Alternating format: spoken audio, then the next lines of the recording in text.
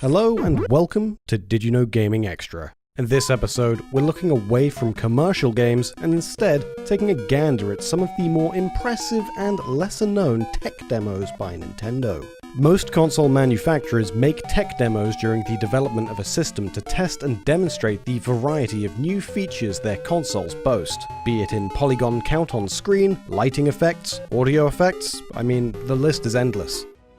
But first, a word from our sponsor, Skyforge for the Nintendo Switch. Skyforge is an action MMO with a beautiful sci-fi setting, and you can play it anywhere for free with no Nintendo Switch Online subscription starting February 4th. Skyforge even receives regular free content updates, so you can endlessly adventure without limits. Players can get free launch gifts for a limited time, with those who beat the opening tutorial receiving 6 cosmetics for their character. As your immortal character, you can use amazing celestial powers and team up with players the world over to explore a massive, constantly evolving universe. Although the game is free to play and experience for no cost, there are paid cosmetics and non-essential consumables for those that want them. There's also various packs for purchase that grant access to useful and exclusive content like class unlocks, founders titles, and cosmetics. The Switch-exclusive callsign NX wings, which look like neon Joy-Cons, are worth checking out. If you want to check out this award-winning sci-fi MMO, sign up for Skyforge using the link below to be the first to receive exclusive gifts.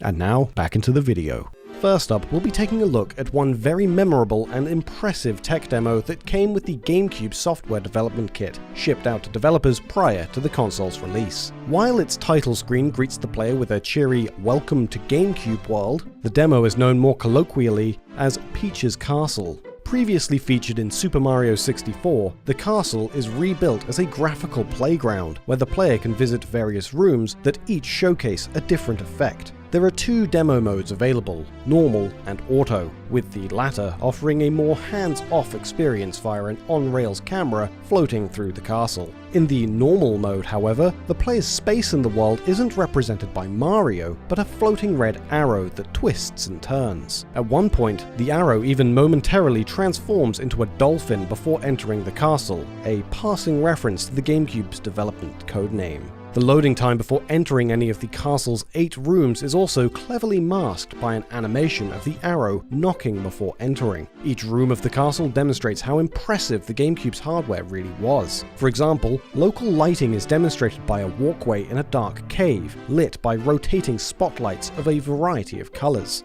At the end of the path is a statue of a Goomba with a spinning light above it straight out of an interrogation room.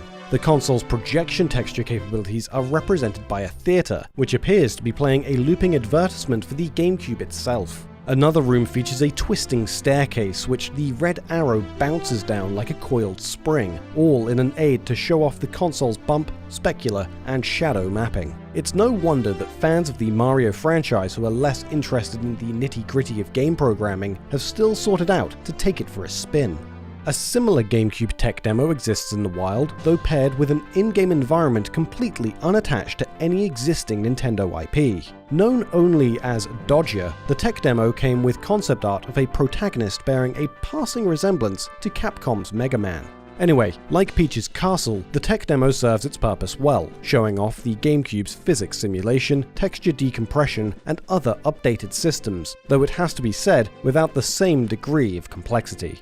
Set in a coliseum with lit braziers at sunset, an optimum environment to show off how well the GameCube deals with shadows and particle effects, Dodger is subjected to a barrage of glowing cubes and spheres launched by the many stone statues guarding the coliseum's perimeter. The player doesn't control Dodger, but can press a button that prompts the statues to begin their assault. Notably, the harder the button press, the quicker the projectiles. Stepping back a few years, the N64 also had some very interesting tech demos. Instead of making one larger demo to show off what the system could do, Nintendo made lots of smaller demos for the N64. This ranged from basic image manipulation like resizing and flipping to image and polygon morphing. Some demos even showed real-time shadows, showed off the console's high-resolution mode, or just had a bunch of N64 controllers fly at the screen. Some tech demos were a bit more substantial, however. One demo was a multiplayer experience loosely based on the game's Snake. Players would eat parts to make their bodies longer, and the player with the longest body at the end of the round would be the winner. Another demo named Mirror House Cornflakes is a simple but fully 3D maze game where the player can collect cornflakes. One of Nintendo's more recent tech demos was with the Wii U, though this actually resulted in a full game being created as well. Unlike earlier tech demos, Nintendo sought to create a demo for the Wii U to show off their new Nintendo Web Framework, a development environment that was based on Apple's Net Framework WebKit.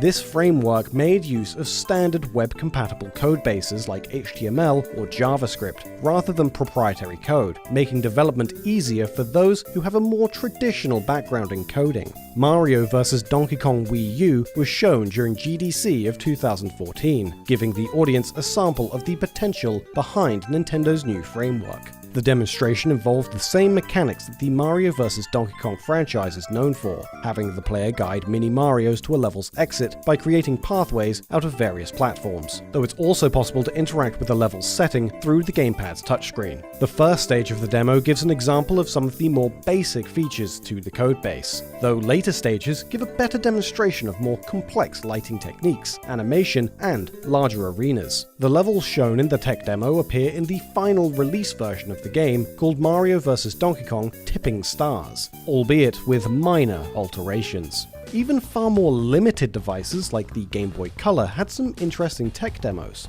Evidence suggests the system's promotional demo cartridge, which was shown within brick-and-mortar stores within console kiosks, may have actually been put together by modifying the existing Game Boy title Wario Land 2. In the game's data is Wario Land 2's entire soundtrack and its collection of sound effects. The demo would cycle through a variety of animated scenes to show what the upgraded console could do, particularly with color. Some of these are original creations which wouldn't be found in future releases. By checking the demo's debug menu, which would typically be inaccessible in a store environment, it's possible to find a list of the demos included with the cartridge. The demonstrations are mostly made up of colorized versions of existing Game Boy titles, such as Zelda or Tetris, though some unused demonstrations show the system's capabilities of manipulating imagery, allowing for a fake 3D polygon effect. Why this portion of the demo went unused is not really clear, though it may have been considered misleading, as the console was certainly not capable of practically implementing these sorts of 3D effects, at least at the speed in the demo. The follow-up handheld, Nintendo's much beloved Game Boy Advance, also had its own sampler. This example started with a rotating visual of Yoshi's Island, demonstrating the system's 3D capabilities. Proceeding will let the player run through a simple one-stage adaptation of Yoshi's story, minus some polish, using various manipulation techniques with sprites such as rotation and stretching. As a strange cutaway, after the player loses all of their health, a dark castle is shown with semi-transparent cloud layers moving independently, likely included as a way of showing the high color count of the Game Boy Advance's screen. Initially, this sample was given out without any sound being played, despite audio files being included in the cartridge. Though by the third iteration of the Game Boy Advance's development kit, sound had been re-implemented. And now it's time for this episode's random piece of trivia. Today, we'll be taking a look at Jackass the Game. Released in 2007 for a variety of platforms, Jackass the Game was based on the popular MTV series of the same name. What makes this game of particular interest isn't in its unique gameplay or stunning effects, but rather in the subject matter. Being a game based on the activities of a real group of people, it would be expected that everyone involved from the original cast would have stories about its development. However, Steve-O, one of the leads of the show, has almost no recollection of the game's production, as during the game's vocal recordings and motion capture, he was high on drugs and struggling with a lack of sleep.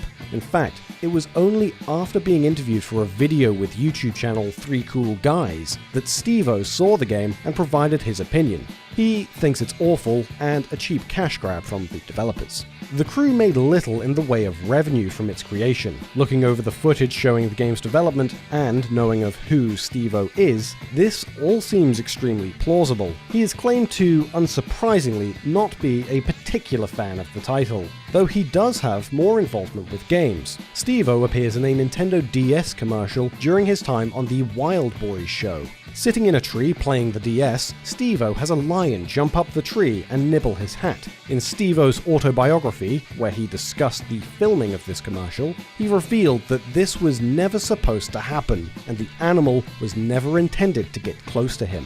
It's unlikely that he was in danger, but the crew who weren't considering this a possibility certainly made him believe his life was coming to an end. Did you also know about Paranoiascape, a bizarre game created by Screaming Mad George? Or how about Akira Toriyama's appearance within Tobal No. 1, a PlayStation 1 fighting game?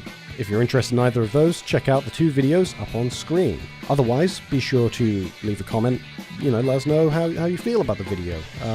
You could also check us out on Twitch, twitch.tv/didyouknowgaming. We are now streaming every so often. Just come along. It's fun. We're not the most enthralling entertainment, but it's certainly nice to just hang out and have a little bit of a chat. Hopefully we'll see you there.